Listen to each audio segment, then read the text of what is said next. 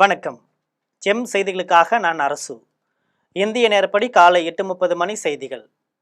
முதலில் ஜெம் தலைப்புச் செய்திகளை காணலாம். கேரள மக்களின் கனவுகளை நனவாக்குவதே தேசிய ஜனநாயக கூட்டணியின் இலக்கு. பிரதமர் நரேந்திர மோடி அறிவிப்பு. Washing machine, TV, fridge, micro oven, மின் அடுப்பு வழங்கப்படும். திமுக தேர்தல் அறிக்கையில் அறிவித்தார் முதலமைச்சர் மு.க. ஸ்டாலின். வருமான வரி செலுத்தாத பெண்களுக்கு 8000 ரூபாய் மதிப்புள்ள கூப்பன் வழங்கப்படும். நாடாளுமன்ற உறுப்பினர் கனிமொழி விளக்கம். பெரம்பூர், கொளத்தூர், வில்லிவாக்கம் தொகுதியில் இன்று விஜய் பிரச்சாரம். தமிழக வெற்றி கழகத்தின் பொதுச் செயலாளர் புசி ஆனந்த் அறிவிப்பு. சட்டசபை தேர்தலுக்கான வேட்புமனு தாக்கல் இன்று தொடக்கம். 3 மாதத்திற்குள் எடுக்கப்பட்ட வேட்பாளரின் புகைப்படத்தையே வேட்புமனுவில் இணைக்க வேண்டும் என தேர்தல் ஆணையம் வலியுறுத்தல். சாத்தான்குளத்தை சேர்ந்த வியாபாரி ஜெயராஜ் அவரது மகன் பெனிக்ஸ் உயிர் மாய்க்கம் செய்யப்பட்ட வழக்கு. மதுரை மாவட்ட 1வது கூடுதல் செஷன்ஸ் கோர்ட் 9 காவல்துறையினரின் தண்டனை விவரத்தை இன்று அறிவிப்பு. அமெரிக்க தரைப்படையினர் ஈரான் மண்ணில் கால் பதித்ததும் அவர்கள் தீயிட்டு எரிக்கப்படுவார்கள். ஈரான் நாடாளுமன்ற அவைத்தலைவர் முகமது பாகர் கலிஃபாக் எச்சரிக்கை. 19வது IPL கிரிக்கெட் தொடரின் 2வது போட்டி. கொல்கத்தாவை வீழ்த்தி மும்பை அணி வெற்றி. இனி விரிவான செய்திகளை காணலாம். கேரள மக்களின் கனவுகளை நனவாக்குவதே தேசிய ஜனநாயக கூட்டணியின் இலக்கு என்றும் கேரளாவில் உறுதியாக ஆட்சி அமைப்போம் என்றும் பிரதமர் மோடி உறுதிபட தெரிவித்துள்ளார். கேரள மாநிலத்திற்கான சட்டசபை தேர்தல் வரும் 9ஆம் தேதி நடைபெறவுள்ளது. இந்த தேர்தலில் கம்யூனிஸ்ட் கட்சிகள் அடங்கிய இடதுசாரி ஜனநாயக முன்னணி, காங்கிரஸ் தலைமையிலான ஐக்கிய ஜனநாயக முன்னணி, பாஜக தலைமையிலான தேசிய ஜனநாயக கூட்டணி ஆகியவை போட்டியிடுவதால் மும்முனை போட்டி நிலவுகிறது.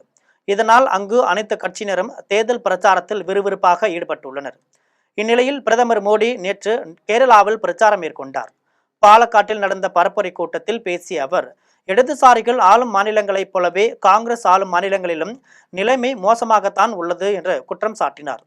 கேரள மக்களின் ஆசையுடன் கேரளாவில் பாஜக ஆட்சி அமைக்கும் என்றும் கூறிய பிரதமர் மோடி, கேரள மக்களின் கனவுகளை நனவாக்குவதே NDA கூட்டணியின் இலக்கு என்றார்.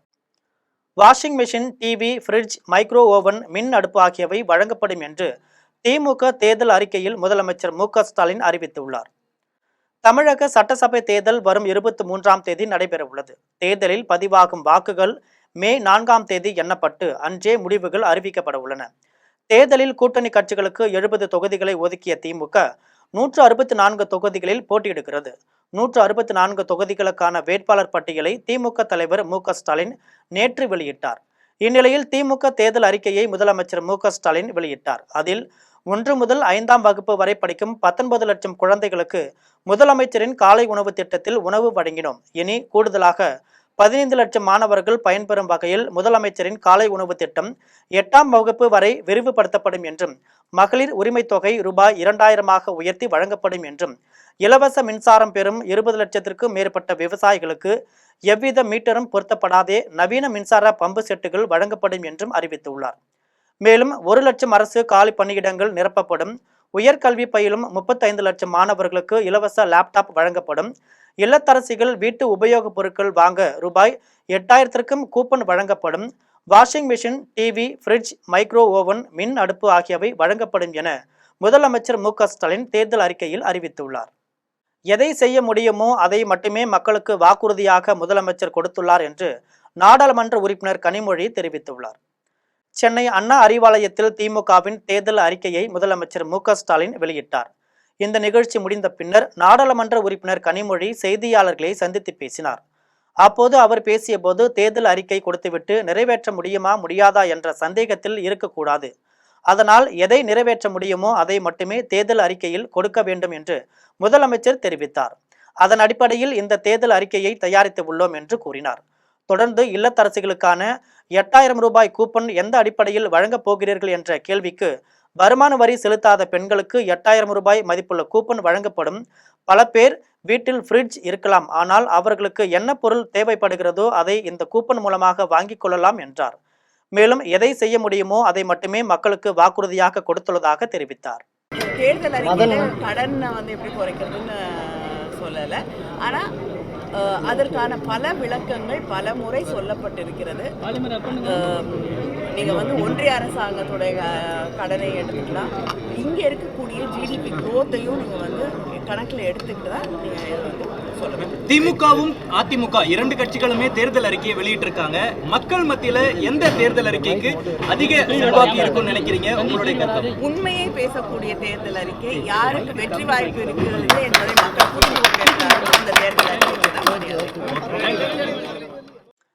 பெரம்பூர், கொளத்தூர், வில்லிவாக்கம் தொகுதிகளில் இன்று விஜய் பிரச்சாரம் செய்ய உள்ளார் என தமிழக வெற்றிக் கழகத்தின் பொதுச் செயலாளர் புசி ஆனந்த் தெரிவித்துள்ளார். பெரம்பூர், கொளத்தூர், வில்லிவாக்கம் தொகுதிகளில் இன்று விஜய் பிரச்சாரம் செய்ய உள்ளதாக தாவேகா பொதுச் செயலாளர் புசி ஆனந்த் தெரிவித்துள்ளார். இது தொடர்பாக அவர் வெளியிட்டுள்ள அறிக்கையில், சென்னை பெரம்பூர் சட்டமன்ற தொகுதியில் மதியம் 2 மணி முதல் 4 மணி வரை தமிழக மக்களின் வெற்றி தலைவர் விஜய் தேர்தல் பிரச்சாரத்தில் ஈடுபட தேர்தல் ஆணையத்திடம் அனுமதி பெறப்பட்டுள்ளது என்று தெரிவித்தார். தொடர்ந்து மாலை 5 மணி முதல் 6 மணி வரை சென்னை கொளத்தூர் சட்டமன்ற தொகுதியிலும், அதன் பிறகு மாலை 6 மணி முதல் 7 மணி வரை வில்லிவாக்கம் சட்டமன்ற தொகுதியிலும் தேர்தல் பிரச்சாரம் மேற்கொள்ள அனுமதி பெறப்பட்டுள்ளது என கூறினார். இதையடுத்து பிரச்சார நிகழ்ச்சியில் கலந்து கொள்பவர்களுக்கு தேவையான குடிநீர், மருத்துவ வசதி உள்ளிட்ட அடிப்படை வசதிகள் ஏற்பாடு செய்யப்பட்டுள்ளன என்று தெரிவித்தார். இதில் பிரச்சார வாகனத்தை இருசக்கர வாகனங்கள் உள்ளிட்ட எவ்வித வாகனங்களும் பின்தொடர வேண்டாம் என கேட்டுக்கொண்டார். கர்ப்பிணி பெண்கள், பள்ளி மாணவ மாணவியர், மூத்த குடிமக்கள், மாற்றுத்திறனாளிகள் மற்றும் பொதுமக்கள் நேரில் வந்து கலந்து கொள்வதை தவிர்க்க வேண்டும் என்று வலியுறுத்தினார். சட்டசபை தேர்தலுக்கான வேட்புமனு தாக்கல் இன்று தொடங்குகிறது என தேர்தல் ஆணையம் தெரிவித்துள்ளது. சட்டசபை தேர்தலுக்கான வேட்புமனு தாக்கல் இன்று தொடங்குகிறது. இதையொட்டி மாநிலம் முழுவதும் ஒவ்வொரு தொகுதியிலும் தேர்தல் நடத்தும் அலுவலர் அலுவலகம் உருவாக்கப்பட்டுள்ளது. இதில் இன்று காலை 11 மணி முதல் மதியம் 3 மணி வரை வேட்புமனுக்களை தாக்கல் செய்யலாம் என தேர்தல் ஆணையம் தெரிவித்துள்ளது. தொடர்ந்து வேட்புமனு தாக்கல் செய்ய வருபவர்கள் 3 வாகனங்களில் தேர்தல் விதிமுறைகளுக்கு உட்பட்டு வர வேண்டும் என்றும், அந்த வாகனங்களை தேர்தல் நடத்தும் அலுவலரின் அலுவலகத்தில் இருந்து 100 மீட்டர் சுற்றளவுக்கு அப்பால் நிறுத்திவிட வேண்டும் என்றும் அறிவுறுத்தப்பட்டுள்ளது. இதன் பின்னர் வேட்பாளர் மற்றும் அவருடன் 3 பேர் மட்டும் சென்று வேட்புமனுவை தாக்கல் செய்யலாம் என கூறியுள்ளது. வேட்பாளர்கள் வேட்புமனுவை இணையதளம் வழியாகவும் சமர்ப்பிக்கலாம் என தெரிவித்துள்ளது. வேட்புமனு தாக்கல் தேதியிலிருந்து 3 மாதத்திற்குள் எடுக்கப்பட்ட வேட்பாளர்களின் புகைப்படத்தையே வேட்புமனுவில் இணைக்க வேண்டும் என்றும், வேட்புமனு தாக்கல் நிறைவு நாளான வருகிற 6ஆம் தேதி மாலை 3 மணிக்குள் உறுதிமொழி பத்திரத்தை சமர்ப்பிக்க வேண்டும் என்றும் அறிவுறுத்தியுள்ளது. இதையடுத்து வேட்புமனுக்களை பெற அதிகாரிகள் தயார் நிலையில் உள்ளனர் என்றும் தேர்தல் நடத்தும் அதிகாரிகள் தெரிவித்தனர். சாத்தான்குளத்தை சேர்ந்த வியாபாரி ஜெயராஜ், அவரது மகன் பெனிக்ஸ் உயிர் மாய்க்கம் செய்யப்பட்ட வழக்கில் 9 காவல்துறையினரின் தண்டனை விவரத்தை இன்று மதுரை மாவட்ட 1வது கூடுதல் செஷன்ஸ் கோர்ட் வெளியிட உள்ளது. தூத்துக்குடி மாவட்டம் சாத்தான்குளத்தை சேர்ந்த வியாபாரி ஜெயராஜ், அவரது மகன் பெனிக்ஸ் ஆகியோரை கடந்த 2020ஆம் ஆண்டில் காவல்துறையினர் விசாரணையின் போது தாக்கியதில் படுகாயமடைந்து இருவரும் உயிரிழந்தனர். இந்த வழக்கை சிபிஐ விசாரித்த நிலையில் காவல் ஆய்வாளர் ஸ்ரீதர், உதவி ஆய்வாளர்கள் ரகு, கணேஷ், பாலகிருஷ்ணன் உள்ளிட்ட 9 காவல்துறையினர் கைதாகி மதுரை மத்திய சிறையில் அடைக்கப்பட்டனர். மதுரை மாவட்ட 1வது கூடுதல் செஷன்ஸ் கோர்ட்டில் வழக்கு விசாரிக்கப்பட்டு வந்ததை அடுத்து சாத்தான்குளம் காவல் நிலையத்தில் பணியாற்றிய பெண் காவலர் ரேவதி, பியூலா, உதவி ஆய்வாளர் ரவிச்சந்திரன் உள்ளிட்டோர் சாட்சியம் அளித்தனர். இதையடுத்து மொத்தம் 100க்கும் மேற்பட்ட சாட்சியம் இந்த வழக்கில் சேர்க்கப்பட்டனர். வழக்கின் விசாரணை நிறைவடைந்ததால் மார்ச் 23ஆம் தேதி தீர்ப்பை ஒத்திவைத்து நீதிபதி முத்துக்குமரன் உத்தரவிட்டார். இதைத் தொடர்ந்து இந்த வழக்கில் குற்றம் சாட்டப்பட்ட 9 பேரும் குற்றவாளிகள் என மதுரை மாவட்ட 1வது கூடுதல் செஷன்ஸ் கோர்ட் தீர்ப்பளித்தது. இதையடுத்து குற்றவாளிகளின் தண்டனை விவரம் இன்று அறிவிக்கப்பட உள்ளது. 6 ஆண்டுகள் இந்த வழக்கு விசாரணை நடைபெற்று வந்த நிலையில் தற்பொழுது குற்றவாளிகளின் தண்டனை விவரம் வழங்க உள்ளதால் பெரும் எதிர்பார்ப்பை ஏற்படுத்தியுள்ளது. அமெரிக்க தரைப்படையினர் ஈரான் மண்ணில் கால் பதித்ததும் அவர்கள் தீயிட்டு எரிக்கப்படுவார்கள் என்று ஈரான் நாடாளுமன்ற அவைத்தலைவர் முகமது பாகர் கலிஃபாக் எச்சரிக்கை விடுத்துள்ளார். ஈரான் நாடாளுமன்ற அவைத்தலைவர் முகமது பாகர் கலிஃபாக் செய்தியாளர்களை சந்தித்து பேசினார். அப்போது பேசிய அவர், அமெரிக்க படைகளின் வருகையை எதிர்கொள்ள ஈரான் படைகள் தயாராக உள்ளது. மேலும் அமெரிக்கா ஒருபுறம் பேச்சுவார்த்தைக்கான அழைப்பை விடுத்துவிட்டு மறுபுறம் ரகசியமாக தரைவழி தாக்குதலுக்கு திட்டமிட்டுள்ளது. எனவே அமெரிக்க தடைப்படையினர் ஈரான் மண்ணில் கால் பதித்ததும் அவர்கள் தீயிட்டு எரிக்கப்படுவார்கள் என்று எச்சரிக்கை விடுத்தார். தொடர்ந்து ஈரானில் அமெரிக்கா மற்றும் இஸ்ரேல் நடத்தி வரும் தாக்குதலில் உயிரிழந்தவர்களின் எண்ணிக்கை 2000-ஐ கடந்துள்ளதாக தெரிவித்தார். 19வது IPL கிரிக்கெட் தொடரின் 2வது போட்டியில் கொல்கத்தாவை வீழ்த்தி மும்பை அணி வெற்றி பெற்றுள்ளது. மும்பை வான்கடை மைதானத்தில் 19வது IPL கிரிக்கெட் தொடரின் 2வது போட்டி நடைபெற்றது. இந்த போட்டியில் Mumbai Indians, Kolkata night Riders அணிகள் மோதின. இதில் டாஸ் வென்ற மும்பை அணி பந்து வீச்சை தேர்வு செய்தது. இதன்படி கொல்கத்தா அணி முதலில் பேட்டிங் செய்து 20 ஓவர்களில் 4 விக்கெட் இழப்பிற்கு 220 ரன்கள் எடுத்தது. இதையடுத்து 221 ரன்கள் எடுத்தால் வெற்றி என்ற இலக்குடன் களமிறங்கிய மும்பை அணி 19 ஓவரில் 4 விக்கெட் இழப்பிற்கு 224 ரன்கள் எடுத்து வெற்றி பெற்றது. இதில் மிகவும் அதிரடியாக விளையாடிய ரியான் ரிக்கல்டன் 81 ரன்னும் ரோஹித் சர்மா 78 ரன்னும் அடித்தனர். இந்த நிலையில் இந்த வெற்றியின் மூலம் மும்பை அணி 13 வருடங்களாக நீடித்து வந்த தொடக்க போட்டி சாபம் தற்போது முடிவுக்கு வந்தது. மேற்கு வங்கத்தில் பாஜக ஆட்சிக்கு வந்தால் மக்கள் யாரும் மாமிசம் சாப்பிட முடியாது என்ற மேற்கு வங்க முதலமைச்சர் மம்தா பானர்ஜி கலவரத்தை தூண்டுவதே அவர்கள் நோக்கம் என்றும் வசைபாடினார். மேற்கு வங்கத்தில் வாக்களிக்கும் நாள் நெருங்கிவிட்டதால் தேர்தல் பரப்புரை மிக தீவிரமாகி வருகிறது. நேற்று ராமநவமி நாளன்று பாஜகவை சேர்ந்த ஒருவர் துப்பாக்கியால் சுட்டு எல்லோரையும் அதிர்ச்சியடைய வைத்தார். புருலியா நகரில் தேர்தல் பரப்புரை மேற்கொண்ட மம்தா பானர்ஜி பாஜகவை குறிவைத்து தாக்குதல் நடத்தினார். பாஜகவினர் ஆளும் மாநிலங்களில் பழங்குடி மக்கள் மீதும் பெண்கள் மீதும் தாக்குதல் நடத்துவதாக குற்றம் சாட்டினார். அவர்கள் மாற்று மதத்தினரை நம்புவதில்லை என்றும் மதக்கலவரத்தை தூண்டி மக்களை கொன்று ஆட்சி அமைக்கிறார்கள் என்றும் மம்தா கடுமையாக சாடினார். திமுக ஆட்சியில் பெண்களின் நிலை மாற்றம் கண்டுள்ளதாகவும் பெண்கள் யாரும் பயந்து ஒதுங்குவது கிடையாது என்றும் அமைச்சர் கீதா ஜீவன் தெரிவித்துள்ளார். தூத்துக்குடி விமான நிலையத்தில் செய்தியாளர்களிடம் பேசிய அமைச்சர் கீதா ஜீவன் 200 தொகுதிக்கும் மேல் மதசார்பற்ற முற்போக்கு கூட்டணி வெற்றி பெறும் என நம்பிக்கை தெரிவித்தார். டிவிகேவிற்கும் டிஎம்கேவிற்கும் தான் போட்டி என்று விஜய் தெரிவித்து வருவது குறித்த கேள்விக்கு பதிலளித்த கீதா ஜீவன் தேர்தலுக்கு பிறகு சரியான முடிவு கிடைக்கும் என்றார். தொடர்ந்து முதலமைச்சருடைய அந்த 200க்கு மேல நம்முடைய மதசார்பற்ற கூட்டணி வெற்றி பெறணும் என்ற அவருடைய முன்னெடுப்பை நாம்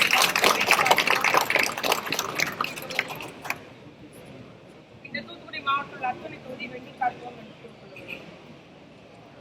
மேடம், இன்னைக்கு விஜய் வந்து திமுகவுக்கும் டிவிகேவுக்கும் தான் நேரடியாக போட்டி, வேற யாருக்கும் போட்டி கிடையாது அப்படிங்கிற சொல்லி சாப்பிடாது.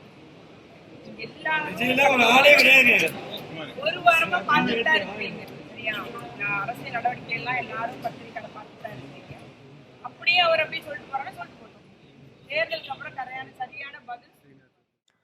நடிகர் விஜய் தோல்வி பயத்தால் தான் 2 தொகுதிகளில் போட்டியிடுகிறார் என்று விமர்சித்திருக்கும் அமைச்சர் ரகுபதி விஜய்க்கு 2 தொகுதிகளிலும் தோல்வி கிடைக்கும் என்றார். புதுக்கோட்டையில் செய்தியாளர்களுக்கு பேட்டியளித்த அவர் தமிழக வெற்றி கழகத்தை ஒரு கட்சியாகவே திமுக நினைக்கவில்லை என்றும் திமுகவிற்கும் அதிமுகவிற்கும் இடையில்தான் உண்மையான போட்டி என்றும் தெரிவித்தார். மேலும் புதுக்கோட்டை என்றைக்குமே காவி கோட்டையாக மாறாது, உதயசூரியன் கோட்டையாகவே என்றைக்கும் இருக்கும் என்றும் அவர் அழுத்தமாக குறிப்பிட்டார். 164 தொகுதிகளுமே வெற்றி பெறக்கூடிய தொகுதிகள். தோழமை கட்சிகளுக்கு எங்களோடு இருக்கக்கூடிய உதயசூரியன் சின்னத்திலே 11 பேர் போட்டியிடுகிறார்கள், 175. எனவே எங்களுடைய இலக்கு 200 என்பதை தாண்டி வெற்றி பெறுவதற்கான வாய்ப்புகள் இன்றைக்கு தமிழ்நாட்டிலே 4 முனை போட்டி இருக்கின்ற காரணத்தால் மிக பிரகாசமாக இருக்கிறது. தலைவர் தளபதியினுடைய திராவிட மாடல் ஆட்சியின் ஒன்றினுடைய சாதனைகளை மக்களிடம் கொண்டு சேர்த்தாலே, அதை எடுத்து சொன்னாலே எங்களுடைய வேட்பாளர்கள் வெற்றி பெற முடியும். இது ஒன்றே பிரச்சாரத்துக்கு துணையாக அமையும். தமிழகத்தில் சட்டம் ஒழுங்கு சீர்கெட்டு விட்டதாக அதிமுக பொதுச் செயலாளர் எடப்பாடி பழனிசாமி மீண்டும் குற்றம் சாட்டியுள்ளார். தூத்துக்குடி விமான நிலையத்தில் செய்தியாளர்களுக்கு பேட்டியளித்த அவர் விளாத்திக்குளத்தில் பள்ளிக்கு சென்ற மாணவி பாலியல் சீண்டலுக்கு உட்படுத்தப்பட்டு கொலை செய்யப்பட்டதை நினைவு கூர்ந்தார். நடிகர் விஜய் குறித்த கேள்விக்கு பதிலளித்த எடப்பாடி பழனிசாமி தேர்தல் முடிந்தால்தான் அவரை பற்றி சொல்ல முடியும் என்றார். டாக்டர் கிருஷ்ணசாமி கேட்கும் 5 தொகுதிகளை கூட தங்களால் தர முடியாத நிலை இருப்பதாகவும் அவர் குறிப்பிட்டார். பல்வேறு எதிர்கட்சிகள்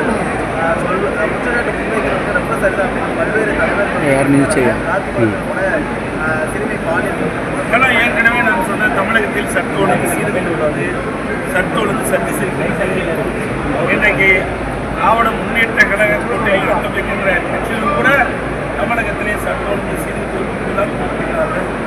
அது மட்டுமல்ல, விளாத்திக்குளத்திலே ஒரு மாணவி பள்ளிக்கு சென்ற மாணவியை பாலியல் சென்று உட்படுத்தப்பட்டு படுகொலை செய்யப்பட்டிருக்கிறார்கள். அதான் அந்த மாவட்டத்தில் நடந்த நிகழ்வு. இதுவே சட்ட ஒழுங்கு மோசமாக தமிழக வெற்றி கழகம் தனித்து போட்டியிடும்.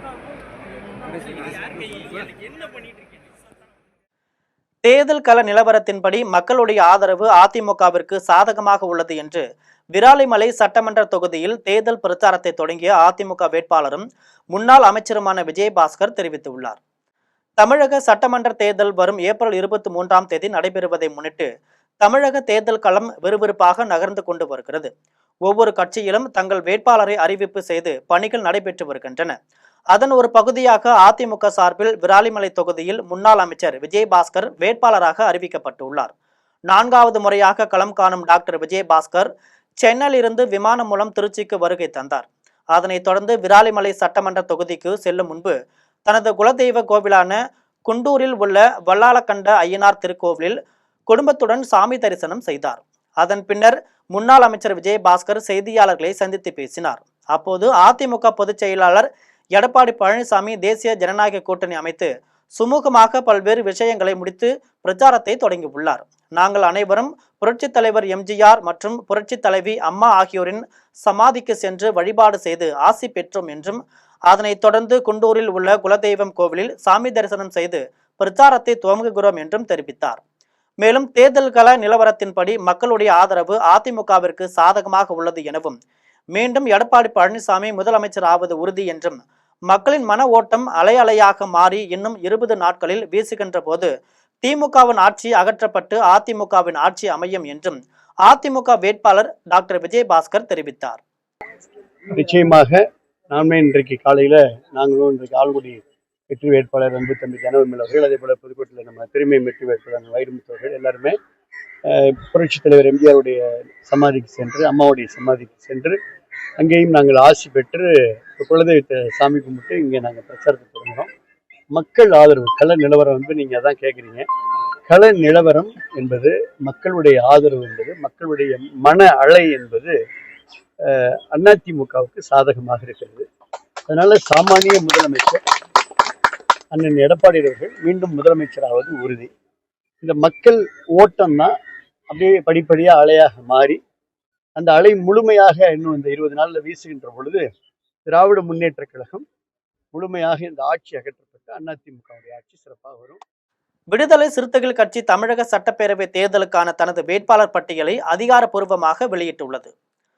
திமுக தலைமையிலான கூட்டணியில் இடம்பெற்றுள்ள விசிக இந்த தேர்தலில் பானை சின்னத்தில் 8 தொகுதிகளில் போட்டியிடுகிறது.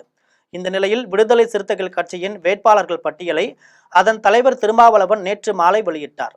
அதன்படி மக்களவை உறுப்பினராக உள்ள கட்சியின் தலைவர் திருமாவளவன் காட்டுமன்னார் கோவில் தனி தொகுதியில் போட்டியிடுகிறார். இதேபோல் தனி தொகுதிகளான செய்யூரில் கட்சியின் பொதுச் செயலாளர் சிந்தனை செல்வனும், திண்டிவனத்தில் கட்சியின் துணை பொதுச் செயலாளர் வன்னியரசும், பெரியகுளத்தில் சக்திவேலும், அரக்கோணத்தில் எழில் கரோலினும், கள்ளக்குறிச்சியில் மாலதியும் போட்டியிடுகின்றனர்.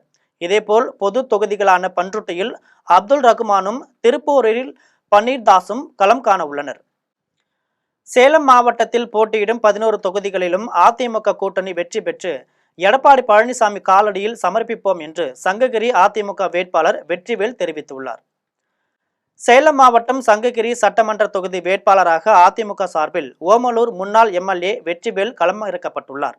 இந்த நிலையில் சங்ககிரியில் நடந்த வேட்பாளர் அறிமுக கூட்டத்தில் பேசிய அவர், சேலம் மாவட்டத்தை பாலம் மாவட்டம் என்று சொல்லும் அளவிற்கு எடப்பாடி பழனிசாமி முதலமைச்சராக இருந்தபோது செய்து கொடுத்ததாக தெரிவித்தார். சேலம் மாவட்டத்தில் போட்டியிடும் 11 தொகுதியிலும் அதிமுக கூட்டணி வெற்றி பெற்று எடப்பாடி அண்ணன் காலடியில் வெற்றியை வைக்க வேண்டும் என்றும் அவர் பேசினார்.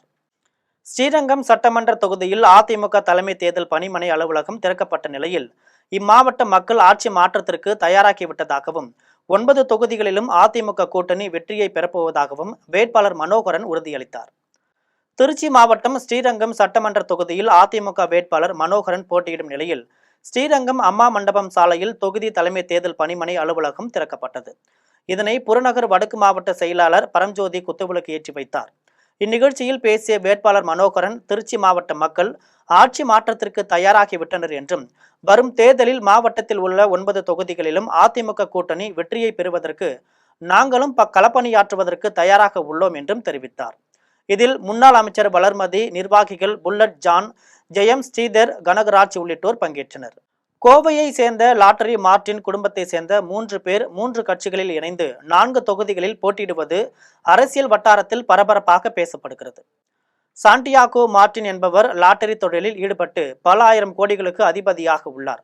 இவர் மீது பல்வேறு சர்ச்சைகள் இருக்கும் நிலையில் அனைத்து கட்சிகளின் தலைமையோடு நெருங்கிய தொடர்பு கொண்டவர் என்றும் அதேபோல் சர்வ கட்சிகளுக்கு தேர்தல் நிதியை அள்ளி கொடுத்து வருபவர் என்றும் சொல்லப்படுகிறது.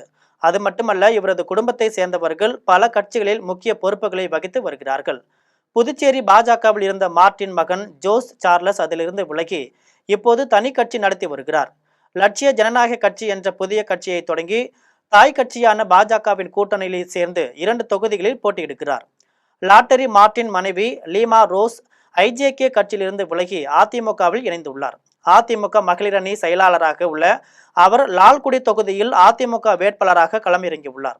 இதேபோல் நடிகர் விஜய் கட்சியில் முக்கிய பொறுப்பாளராக உள்ள லாட்டரி மார்ட்டின் மருமகன் ஆதவ் அர்ஜுனா அந்த கட்சியின் சார்பில் வில்லிவாக்கம் தொகுதியில் போட்டியிடுகிறார். இப்படி ஒரே குடும்பத்தை சேர்ந்த 3 பேர் குறுகிய காலத்தில் அரசியலில் பேசு பொருளாகியிருப்பது குறிப்பிடத்தக்கது. பல்லாயிரம் கோடி ரூபாய் ஊழல் செய்துள்ள அமைச்சர் KN நேரு சிறைக்கு செல்வது உறுதி என்று திருச்சி மேற்கு தொகுதியில் போட்டியிடும் அமமுக வேட்பாளர் ராஜசேகரன் தெரிவித்தார். அமமுக சார்பில் திருச்சி மேற்கு தொகுதியில் போட்டியிடும் ராஜசேகரனும் அதிமுக சார்பில் திருச்சி கிழக்கு தொகுதியில் போட்டியிடும் ராஜசேகரனும் கண்டோன்மெண்ட் அருகே உள்ள எம்ஜிஆர் சிலைக்கு மாலை அணிவித்து மரியாதை செலுத்தினர். அதன் பின்னர் செய்தியாளர்களிடம் பேசிய அமமுக வேட்பாளர் ராஜசேகரன் திமுகவிற்கு இந்த தேர்தல் முடிவுரை எழுதும் என்று தெரிவித்தார். அமலாக்கத்துறை விசாரணையில் உள்ள அமைச்சர் நேரு விரைவில் திகார் சிறைக்கு செல்வது உறுதி என்று குறிப்பிட்ட அவர் திமுகவில் மன்னர் ஆட்சி நடைபெறுவதாக குற்றம் சாட்டினார். 1200 கோடி ரூபா ஊழல் பண்ணியிருக்காரு, இன்ஜினியர்கள்ட்ட பணம் வாங்கியிருக்காரு, 2350 பேர்த்துக்கிட்ட நேரடியாக 35 லட்சம் அவாலால் மாற்றிருக்காரு. யார் யார் அக்கௌண்ட்லேருந்து யார் யாருக்கு போயிருக்காங்க மத்திய அரசு அமலாக்கத்துறை எடுத்திருக்கு. அமலாக்கத்துறை நடவடிக்கை எடுத்தால் எங்கே இருப்பாங்கன்னு தெரியுமில்ல, திகார் ஜெயிலில் தான் இருக்கணும். தமிழ்நாடு அரசு சிபிஐ எடுத்தால் கூட இங்கே தமிழ்நாட்டில் தான் இருக்கலாம். இது அமலாக்கத்துறை டெல்லி தான் எடுக்கும். மிக விரைவில் தேர்தலுக்கு அவர் இருக்காரா இல்லையான்னு சொல்ல முடியாது. போடி நாயக்கனூர் சட்டமன்ற அதிமுக வேட்பாளராக அறிவிக்கப்பட்ட பின் தொகுதிக்கு வந்த நாராயணசாமிக்கு கட்சி தொண்டர்கள் உற்சாக வரவேற்பு அளித்தனர். தேனி மாவட்டம் போடி நாயக்கனூர் சட்டமன்ற தொகுதிக்கு அதிமுக சார்பாக நாராயணசாமி வேட்பாளராக அறிவிக்கப்பட்டுள்ளார். கடந்த 2024 தேனி நாடாளுமன்ற தொகுதி வேட்பாளராக களம் இறங்கி தோல்வியடைந்த அவரை தற்போது போடி நாயக்கனூர் சட்டமன்ற தொகுதி வேட்பாளராக எடப்பாடி பழனிசாமி அறிவித்துள்ளார்.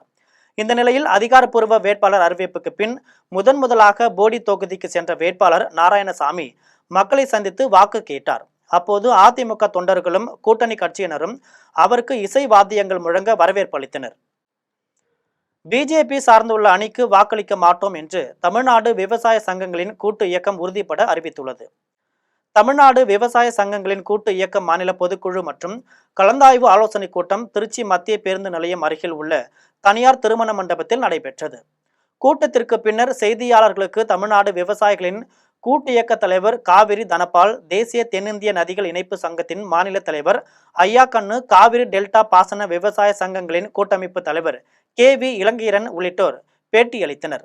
அப்போது அவர்கள் விவசாயிகளுக்கு எதிரான விதை சட்டம் உட்பட விவசாயிகளுக்கு எதிரான பல்வேறு சட்டங்களையும் திட்டங்களையும் செயல்படுத்த ஒன்றிய பாஜக அரசை கண்டிப்பதாக தெரிவித்தனர். வரும் சட்டமன்ற தேர்தலில் விவசாயிகளின் கோரிக்கையை ஏற்கும் கட்சிகளுக்கு வாக்களிப்போம் என்றும் குறிப்பிட்ட அவர்கள் அதே நேரம் கண்டிப்பாக பாஜகவிற்கும் அது சார்ந்த அணிக்கும் வாக்களிப்பதில்லை என்றும் திட்டவட்டமாக குறிப்பிட்டனர். அந்த ஆதரவு விலை கட்டுப்படி ஆகாத நிலையில் மாநில அரசு தன்னுடைய சொந்த நிதியிலிருந்து கொடுக்க வேண்டும், கொடுத்து கொண்டிருக்கிறது தான் இதுவரைக்கும் நடைமுறை. அந்த வகையில் மாநில அரசு கொடுக்கக்கூடிய சலுகை விலை ஆதரவு விலைக்கான ஊக்கத்தொகை பணத்தை மத்திய அரசு மாநிலங்கள் கொடுக்கக்கூடாது என்கிற வகையில் புதிய சட்டம் கொண்டு வருகிறது. அதனால ஏற்கனவே நலிவடைந்திருக்கக்கூடிய வேளாண்மை என்பது நாளுக்கு நாள் இன்னும் நலிவடைஞ்சு போகும். இறையாண்மை காக்கப்படாது. அதை தாண்டி இன்றைக்கு உலக சூழ்நிலையில் ஏற்பட்டிருக்கக்கூடிய போர் சூழ்நிலையில் கூட இந்தியாவினுடைய பொருளாதாரம், கொரோனா காலத்தில் ஏற்பட்ட பொருளாதார நெருக்கடிகள் கூட இந்திய பொருளாதாரம் நீடித்து நிலைத்து நிற்பதற்கு காரணமாக இருப்பது.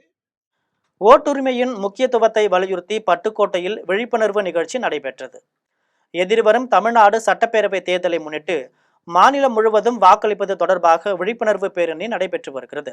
இதன் ஒரு பகுதியாக தஞ்சை மாவட்டம் பட்டுக்கோட்டையில் சிறுவர் சிறுமிகள் யோகா நிகழ்ச்சியை நடத்தியவாறும் 100 தமிழ் நூல்களின் பெயரையும் அவற்றின் ஆசிரியர்களின் பெயரையும் கூறியவாறும் உலக சாதனை படைத்துள்ளனர்.